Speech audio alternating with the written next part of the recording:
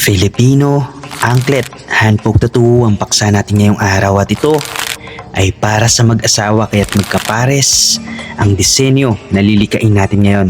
Syempre, freehand yan. At dito'y naghahanda na ako sa paglika ng ating sining.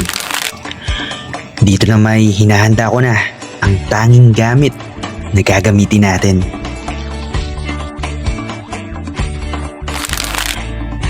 Tuldok kada tuldok ang ating proseso hanggang sa mabuo ang bawat disenyo.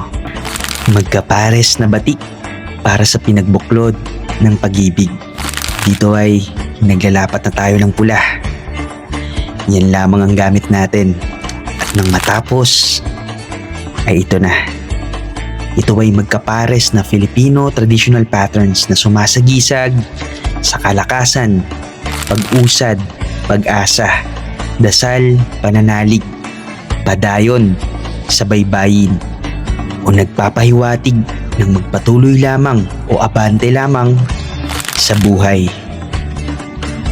Ito ay mga unang batik sa proseso ng manumano na nakamit ng ating mga panauhin. At talaga namang masaya sila sa batik na kanilang nakamit. At syempre, para sa mga nais rin, subukan ng mano-mano na sining. Magmensahe lamang dito sa amin. Ito muli, ang Sinag Baybayin.